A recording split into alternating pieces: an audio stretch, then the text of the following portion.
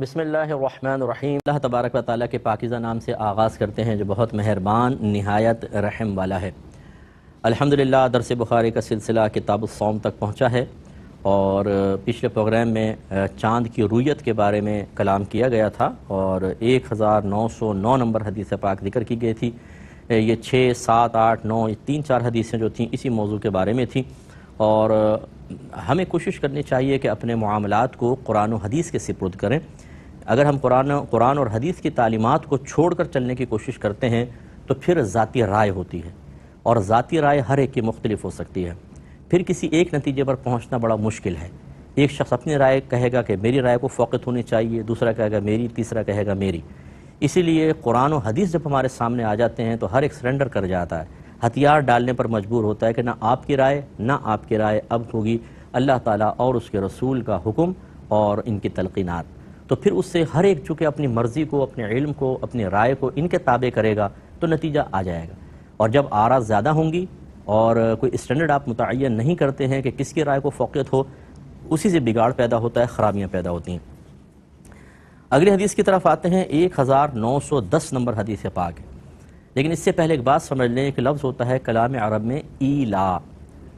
ایلا دو طرح کا ہوتا ہے، ایک ایلا شرعی ہوتا ہے اور ایلا لغوی ہوتا ہے۔ ایلا کا مطلب یہ ہوتا ہے کوئی شخص قسم کھا لے کہ وہ اپنی زوجہ کے قریب نہیں جائے گا۔ تو اگر شرعی لحاظ سے ایلا دیکھیں تو اس کے لیے کم از کم 4 ماہ کی قسم کھانا ضروری ہوتا ہے، یعنی تب ایلا شرعی ثابت ہوگا۔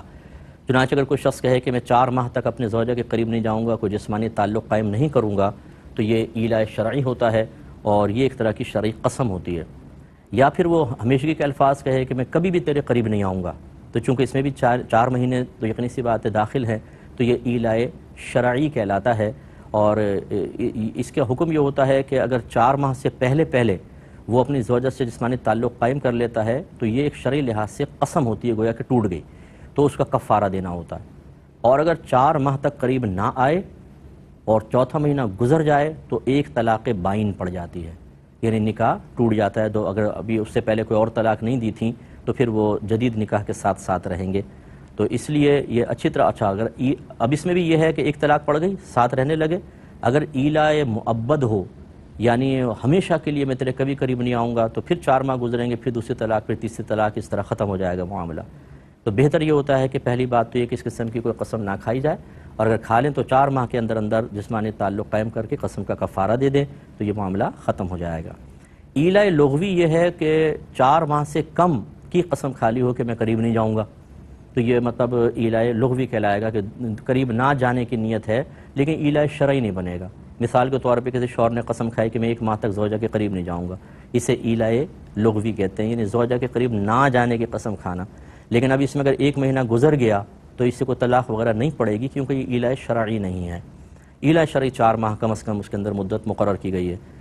تو اب یہ جو اگلی حدیث ہے وہ یہ ہے کہ ایک دفعہ نبی کریم صلی اللہ علیہ وسلم کسی وجہ سے ازواج مطہرات سے ناراض ہو گیا، اور آپ نے قسم کھائی کہ میں 1 ماہ تک قریب نہیں جاؤں گا، اور اس کے لیے آپ مطلب سب سے علیحدہ ہو گئے، اور آپ نے ایک چھوٹی سی مچان بنائی، ایک روم تھا، اس میں آپ نے وقت گزارا۔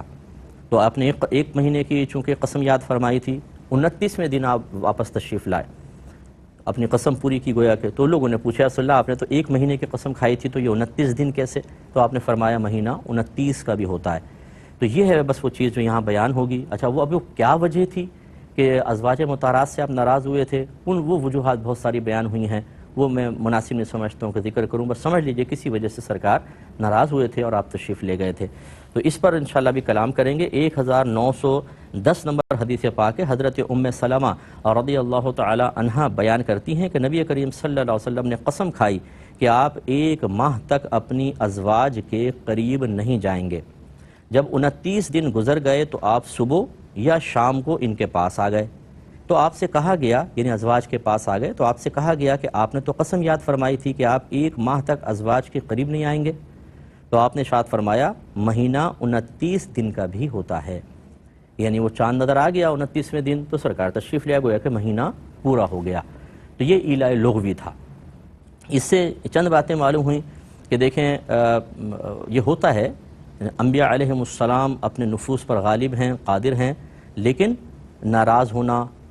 خوش ہونا، غم محسوس کرنا، یہ بتقاضائے بشریت انبیاء علیہ السلام کے ساتھ ہوتا ہے، کیونکہ آپ بشر ہوتے ہیں،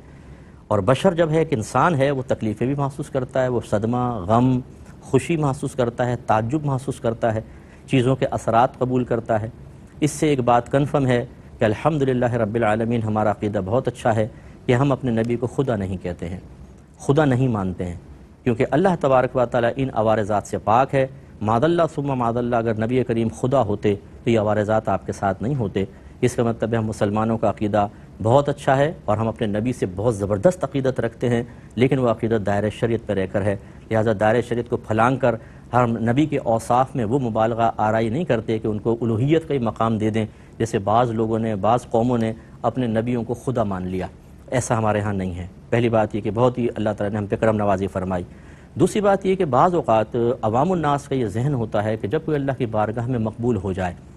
وہ اکثر اولیاء کے بارے میں اس طرح کے گمان کرتے ہیں، تو وہ سمجھتے ہیں شاید وہ ما فوق الفطرت ہو جاتے ہیں، نہ انہیں غم محسوس ہوتا ہے، نہ خوشی ہوتی ہے، نہ فیلنگز ہوتی ہے، نہ احساسات ہوتے ہیں، نہ جذبات ہوتے ہیں، وہ شاید ریاضتوں سے سب کچھ ختم کر چکے ہوتے ہیں۔ ایسا نہیں ہوتا۔ تصوف کی کتابوں میں ان کی زندگی کے بعض پہلوؤں پر ہی روشنی ڈالی ہوتی ہے، باقی جو پہلو ہوتے ہیں زندگی کے وہ ڈسکس نہیں کیے جاتے، اور ان جو چند پہلوؤں پر خاص کسی مصلحت کے تحت روشنی ڈالی ہوتی ہے ہم اس کو کل سمجھتے ہیں اور ان سے نتیجہ خاص کرتے ہیں کہ ولی کیسا ہوگا۔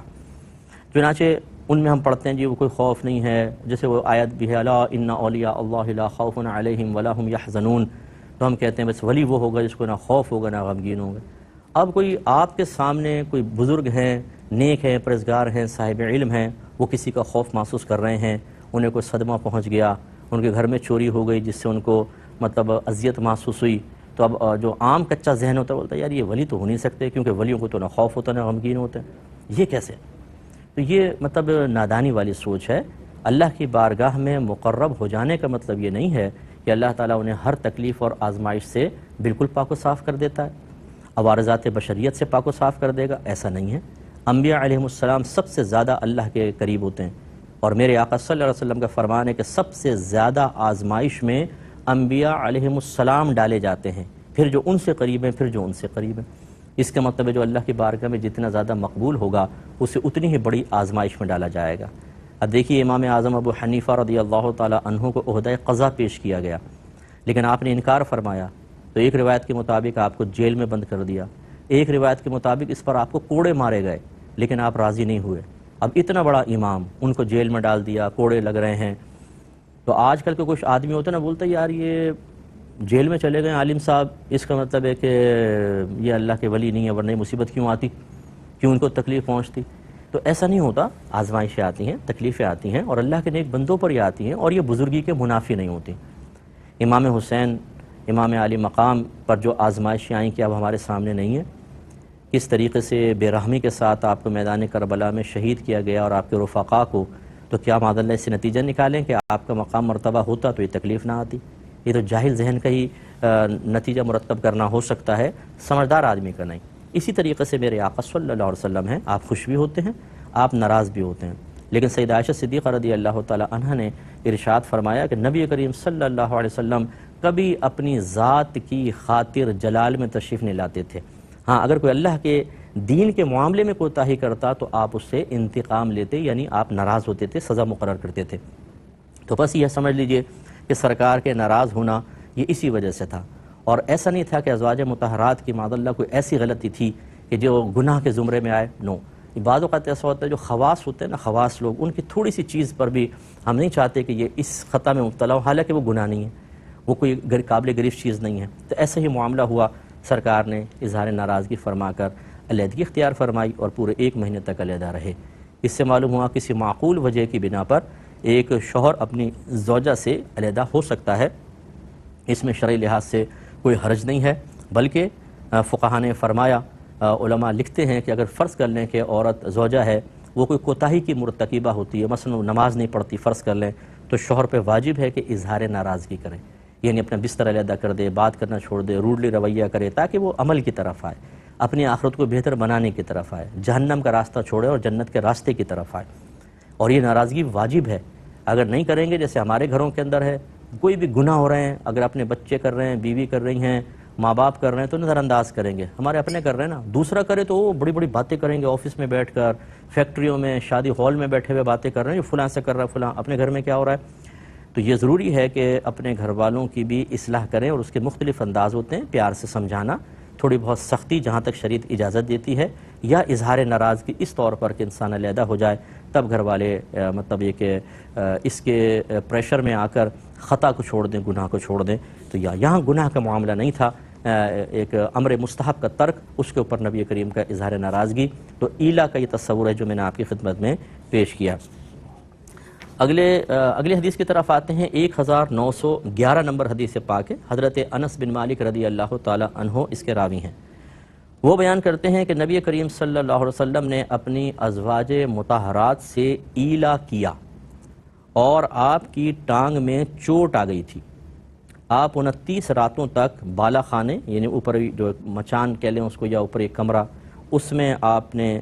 قیام فرمایا، پھر آپ اتر آئے تو لوگوں نے عرض کی، یا رسول اللہ صلی اللہ علیہ وسلم، آپ نے تو 1 مہینے کی قسم کھائی تھی، تو آپ جلدی کیسے تشریف لے آئے؟ تو آپ نے ارشاد فرمایا کہ مہینہ 29 دنوں کا بھی ہوتا ہے۔ تو یہ ایلا ابھی آپ کو سمجھائی دیا، یہ جو نبی کریم نے ازواج مطہرات سے علیحدہ ہونے کی قسم یاد فرمائی تھی، یہ ایلا لغوی تھا، کیونکہ 4 ماہ کی مدت اس میں ذکر نہیں کی گئی تھی۔ تو یہ اگر 1 مہینہ گزر بھی جاتا اور سرکار صلی اللہ علیہ وسلم تشریف نہ لاتے، یعنی اس سے پہلے آ جاتے، فرض کر لیں یعنی 1 مہینہ گزر جاتا تو کوئی طلاق بائن نہ پڑتی، جبکہ ایلا شرعی جو ہوتا ہے اس میں اگر شخص قسم کھا لے کہ زوجہ کے قریب نہیں آؤں گا اور 4 ماہ یا اس سے زیادہ کا ذکر کرے، تو اگر 4 ماہ کے دوران وہ تعلق جسمانی قائم کر لیتا ہے تو قسم ٹوٹے گی، اور اگر نہیں کیا اور 4 ماہ گزر گئے تو طلاق بائن پڑے گی، جیسے کہ آپ کو سمجھایا۔ اگلے باب کی طرف آتے ہیں، باب شہرن عید لا ینقصان، باب شہراء عید لا ینقصان، یعنی عید کے 2 مہینے کم نہیں ہوتے۔ حدیث ہے 1912 نمبر، اور اس کے راوی ہیں حضرت مزدود بیان کرتے ہیں، انہوں نے حضرت ابو بکرہ رضی اللہ تعالیٰ عنہ، عبد الرحمن بن ابی بکرہ، ان سے روایت کی، وہ خبر دیتے ہیں، اور وہ اپنے والد سے روایت کرتے ہیں کہ نبی کریم صلی اللہ علیہ وسلم نے فرمایا کہ 2 مہینے کم نہیں ہوتے، جو عید کے 2 مہینے ہیں، رمضان اور ذوالحجہ۔ اب 2 مہینے کم نہیں ہوتے، اس کا کیا مطلب ہے؟ تو علامہ بدر الدین محمود عینی رحمۃ اللہ علیہ، آپ نے شرح لکھی ہے بخاری کی عمدۃ القاری، اس میں ذکر فرماتے ہیں کہ اس حدیث میں مذکور ہے کہ عید کے 2 مہینے کم نہیں ہوتے۔ اس کے مختلف معنی ہو سکتے ہیں۔ پہلی بات یہ کہ بعض علماء نے کہا کہ یہ 2 مہینے ہر چند کے حساب کے اعتبار سے کم ہوں، لیکن حکم کے اعتبار سے کم نہیں ہوتے۔ یعنی مطلب کیا ہے کہ یہ ہو سکتا ہے کہ ایک جو شوال کا مہینہ ہے وہ 29 کا ہو، پھر اگلے شوال کا 30 کا ہو، تو تعداد کے اعتبار سے تو کم زیادہ ہو سکتے ہیں، لیکن اپنے اہمیت اور مقام کے اعتبار سے ان میں کوئی کمی نہیں آ سکتی۔ بعض نے کہا کہ یہ 2 مہینے ایک سال میں کم نہیں ہوتے، اگر ان میں سے ایک 29 دن کا ہو تو دوسرا 30 دن کا ہوتا۔ کسی نے کہا کہ ذوالحجہ کا مہینہ اجر و ثواب میں رمضان سے کم نہیں ہوتا، یہ مراد ہے۔ ایک قول یہ ہے، امام ابن حبان نے کہا کہ اگرچہ آنکھ سے دیکھنے میں 2 مہینے 30 دنوں سے کم ہوں، لیکن آنکھوں کے سامنے بادل یا گرد و غبار حائل ہو جاتا ہے، لیکن حقیقت میں یہ کم نہیں ہوتے۔ یعنی ان کا کہنے کا مطلب یہ ہے کہ یہ ہمیشہ ایک تعداد میں رہتے ہیں، کبھی ایسا ہوتا ہے کہ بادلوں کی وجہ سے ہم 30 یا 29 کر دیتے ہیں، ورنہ یہ کم نہیں ہوتے، یہ قول بھی ہے۔ اور ایک دوسرا معنی یہ بیان کیا ہے کہ یہ 2 مہینے فضائل میں کم نہیں ہوتے، یعنی ان کی فضیلت ہمیشہ ایسی رہتی ہے۔ امام طحاوی نے فرمایا خواہ یہ دونوں مہینے 29 کے ہوں، پھر بھی یہ فضائل میں کم نہیں ہیں، کیونکہ ایک مہینے میں روزے ہیں اور دوسرے والے مہینے میں حج ہے، یعنی ذوالحجہ کے اندر حج اور ایک میں روزے ہوتے ہیں۔ اس کے علاوہ فرمایا علامہ خطابی نے کہا کہ ذوالحجہ کا اجر رمضان کے اجر سے کم نہیں ہوتا، یعنی ایک دوسرے کے مقابلے میں اجر میں کم نہیں ہوتے۔ خلاصہ کلام یہ ہے کہ یہ جو سرکار نے فرمایا کہ عید کے 2 مہینے کم نہیں ہوتے، اس کے کئی محامل ہیں، کئی ان کے معنی مفہوم ہیں جو میں نے آپ کی خدمت میں ذکر کیے۔ اگلے باب کی طرف آتے ہیں، باب قول النبی صلی اللہ علیہ وسلم لا نکتب ولا نحسب، نبی کریم کا ارشاد کہ ہم لکھتے ہیں نہ حساب کرتے ہیں۔ کیا مطلب؟ 1913 نمبر حدیث پاک ہے، حضرت ابن عمر رضی اللہ تعالی عنہ اس کے راوی ہیں، وہ کہتے ہیں کہ نبی کریم صلی اللہ علیہ وسلم نے فرمایا کہ ہم ایسی امت ہیں جو پڑھی ہوئی نہیں ہے، میں اس کا مفہوم بتاتا ہوں. ہم لکھتے ہیں نہ حساب کرتے ہیں. مہینہ اس طرح یا اس طرح ہوتا ہے، یعنی کبھی 29 دن کا ہوتا ہے اور کبھی 30 دن کا ہوتا ہے. تو اب اس کی شرح کیا ہے؟ علماء نے بیان فرمایا کہ سرکار نے فرمایا کہ ہم ایسی امت ہیں جو پڑھی ہوئی نہیں ہے. یعنی معاذ اللہ یہ نہیں کہ جاہل مراد یہ ہے کہ ہمیں براہ راست اللہ کی طرف سے علم دیا گیا ہے، ہم کسی مکتب میں کسی استاد سے پڑھے ہوئے نہیں ہیں. یہ اس کی بہترین شرح علماء نے بیان فرمائی ہے کہ گویا کہ سرکار صلی اللہ علیہ وسلم فرماتے ہیں کہ ہمیں جو علم حاصل ہوا وہ کسی مکتب سے نہیں ہوا، کسی کتاب کو پڑھ کر نہیں ہوا، یعنی دنیاوی کتاب، کسی قوم یا استاد کے پاس بیٹھنا نہیں پڑا، بلکہ اللہ تعالیٰ نے براہ راست ہمیں علم عطا فرمایا ہے. تو لہذا فرماتے ہیں ہم لکھتے ہیں نہ حساب کرتے ہیں. یعنی ایسا نہیں ہے کہ ہم نے کسی سے پڑھا ہو تو پھر ہم ذائچہ بنائیں جیسے نجومیوں کا ہوتا ہے اور پھر اس سے ایک نتیجہ مرتب کریں، بلکہ ارشاد فرمایا کہ مہینہ اس طرح یا اس طرح ہوتا ہے، یعنی کبھی 29 دن کا ہوتا ہے اور کبھی 30 دن کا ہوتا ہے. یہ بھی اشارہ ہے اس طرف دیکھیں کہ حساب و کتاب کر کے ہمیں چاند کا نہیں پتہ کرنا ہوگا، بلکہ اللہ تعالیٰ نے جو ہمیں طریقہ سکھایا وہ یہ ہے کہ ہم چاند دیکھ کر ہی روزہ رکھیں اور چاند دیکھ کر ہی افطار کریں. یہ ہمارا معیار شرع ہے. اللہ تعالیٰ عمل کی توفیق عطا فرمائے. آمین. وآخر دعوانا ان الحمد للہ رب العالمین.